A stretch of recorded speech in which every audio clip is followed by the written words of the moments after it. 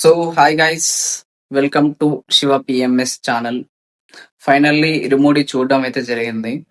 Movie literally goose bumps, వేరే లెవెల్లో ఉంది గైస్. ఒక్క మాటలు చెప్పాలంటే గుద్దవాలి ఉంది సినిమా మాత్రం. ఓకేనా? ఫస్ట్ హాఫ్ ఎట్లా అంటే ఆడుతూ పాడుతూ అట్లా స్లోగా వెళ్ళిపోతుంటది. బట్ సెకండ్ హాఫ్ స్టార్ట్ అయ్యేసరికి మాత్రం వేరే లెవెల్లో ఉంటది. ఇదే సినిమా కానీ తమిళ్లో కానీ మలయాళంలో కానీ కన్నడ కానీ వచ్చి ఉంటే మనోళ్ళు వేరే లెవెల్లో తీసుకుపోయి అన్న ఉసుగు పెడతారు.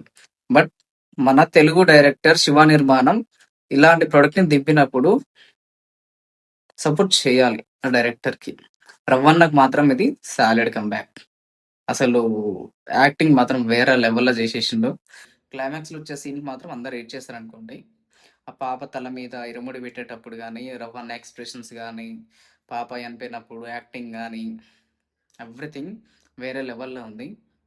అసలు ఎక్స్పెక్ట్ చేయలేదు. జీవి ప్రకాష్ మ్యూజిక్ కొన్ని చోట్ల మాత్రం వేరే లెవెల్లో ఉంటుంది.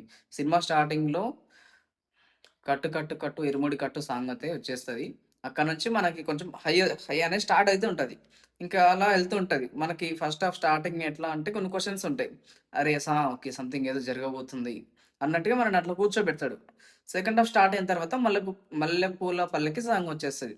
ఆ సాంగ్ తర్వాత నుండి ఇంకా సినిమా వేరే లెవెల్ అట్లా వెళ్తూ ఉంటుంది. ఇంకా మనం కూర్చుంటాం అంతే. ఇంకా ఫస్ట్ హాఫ్లో ఇప్పుడు ఆ మల్లెపూల పల్లకి ఇప్పుడు ఆ మల్లెపూల పల్లకి సాంగ్కి డాన్స్ చేసినట్టుగా అయితే నువ్వు ఎగరలేవు. జస్ట్ అట్లా కూర్చొని ఏడుస్తూనే ఉంటాం స్టార్టింగ్ నుండి ఎండింగ్ వరకే.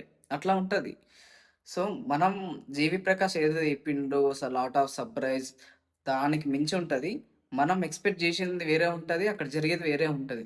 ఎందుకంటే మనం ఫస్ట్ హాఫ్లో ఎక్స్పెక్ట్ చేసింది ఓకే ఈ విలన్ ఇతనే అనుకుంటాం, కానీ క్లైమాక్స్కి వచ్చేసరికి అసలు ఎక్స్పెక్ట్ చేయం.